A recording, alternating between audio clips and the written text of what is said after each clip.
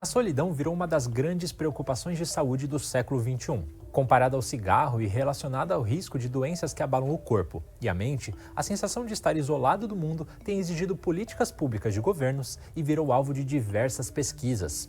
Mas o que está por trás disso? Sou André Bernatti, da BBC News Brasil, e conversei com especialistas para entender os impactos da solidão na saúde. O jornal científico The Lancet anunciou a criação de um comitê para estudar a solidão e o isolamento social, o que mostra a preocupação dos cientistas com o assunto. Veja o que diz o editorial do periódico. Conexões sociais empobrecidas são associadas a um risco aumentado de doenças cardiovasculares, hipertensão, diabetes, infecções, declínio cognitivo, depressão e ansiedade. Mas essa é apenas uma entre diversas iniciativas anunciadas nos últimos anos. Os governos de Reino Unido e Japão, por exemplo, criaram Ministérios da Solidão em 2018 e 2021. Já o médico Vivek Murthy, o atual US Surgeon General, uma das principais autoridades de saúde dos Estados Unidos, declarou em maio deste ano que se sentir solitário equivale a fumar 15 cigarros ao dia em termos de prejuízos à saúde. E uma das principais dificuldades quando pensamos no impacto da solidão está em definir exatamente o que é esse incômodo. E sentimento de solidão é uma experiência individual, né? Não basta estar só, né? Aliás, muitas pessoas que estão sozinhas não se sentem solitárias, né? E pelo contrário, estar no meio de outras pessoas não garante que o sentimento de solidão apareça, né? Então, solidão é uma sensação, uma experiência pessoal de desconexão, né? De não pertencimento a um grupo social e que traz implicações emocionais, que traz implicações comportamentais e está relacionado a uma série de desfechos negativos do ponto de vista da saúde mental e da saúde física.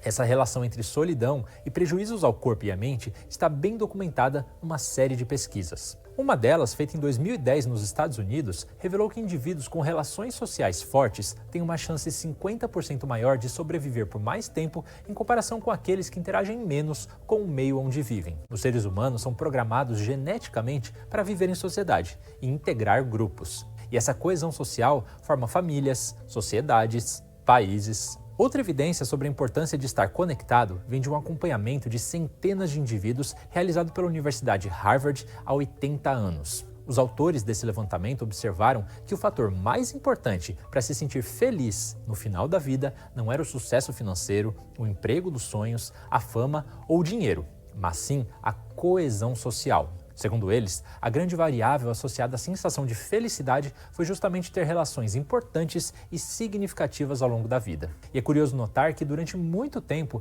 a solidão esteve relacionada aos mais velhos, como se fosse um fenômeno que ocorresse apenas nessa faixa etária. E de fato, os idosos podem se sentir desconectados com maior frequência e geralmente apresentam mais dificuldade para se adaptar e acompanhar as novidades. Além disso, a morte de familiares e amigos da mesma geração deixa mais sozinho quem fica. Mas hoje em dia a solidão é detectada em qualquer idade.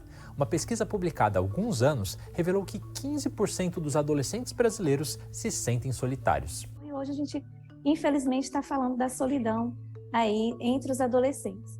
Então é uma expectativa que o ser humano cria, né, das relações interpessoais, de uma relação social, e que essa expectativa de alguma forma não é atendida, né?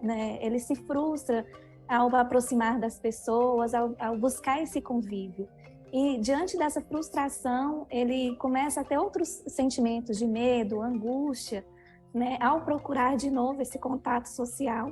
E aí ele se classifica como se sentir só mesmo. Segundo a especialista, que é autora desse estudo com os mais jovens, alguns dos fatores que mais contribuem para a solidão nessa faixa etária são a violência familiar, as agressões e o autoritarismo dos pais. Mas por que a solidão virou um assunto urgente de saúde pública? Tudo tem a ver com o contexto social atual. O editorial do The Lancet, aquele que citei no começo do vídeo, aponta que a solidão é, entre aspas, um produto de como as sociedades e o mundo ao redor de nós estão organizados. Alguns autores chegam a citar que muitas cidades são construídas com base em ambientes solitarizantes, com menos oportunidades e conexões sociais significativas. Os autores fazem outro alerta importante. O uso de redes sociais, com as promessas de aproximar as pessoas, tem sido associado a um aumento da sensação de desconexão social. Austeridade, pobreza, racismo e xenofobia também causam desigualdade e sentimentos de exclusão.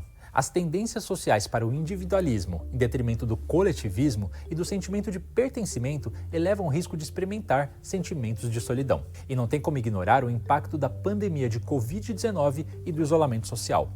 Muitas pessoas passaram a enfrentar dificuldades em voltar ao convívio social. Eu tenho pacientes que ainda estão na pandemia. Oi, não tem mais pandemia, mas eu não quero mais ser atendido pessoalmente, mas eu não quero mais frequentar lugares, eu tenho tudo no meu mundo. Não, você não tem. Você não tem. Andar no parque é diferente, sentir é diferente, o toque é diferente. Mas será que é possível identificar a solidão e interferir antes que ela provoque prejuízos à saúde? O primeiro desafio aqui está em saber diferenciar a solitude, que é estar só voluntariamente, e a solidão. Segundo especialistas, reservar momentos para ficar sozinho é importante e saudável. O problema é quando você fica o tempo todo desligado do resto do mundo e começa a desaprender os códigos e as condutas das relações sociais. A solidão geralmente acontece junto de descuidos com a própria saúde e aparência, perda de autocuidado e irritabilidade nos momentos em que é necessário ter contato com o outro. Em alguns casos, a própria pessoa consegue identificar esses sinais de alarme. Em outros, é necessário o auxílio de um familiar ou colega próximo, que pode observar padrões e prejuízos na vida da pessoa solitária. Diagnosticado o problema, é possível agir para evitar que ele evolua para algo mais grave, como uma ansiedade ou depressão. Em alguns casos, pode ser necessário um acompanhamento psicológico ou psiquiátrico. Aos poucos, com o auxílio de um profissional da saúde, é possível retomar as atividades e vínculos sociais. Bom, com isso eu fico por aqui, espero que você tenha achado o tema interessante. Não se esqueça de curtir este vídeo e ativar o sininho para ficar por dentro dos conteúdos que a BBC News Brasil publica. Um abraço, se cuida e até a próxima!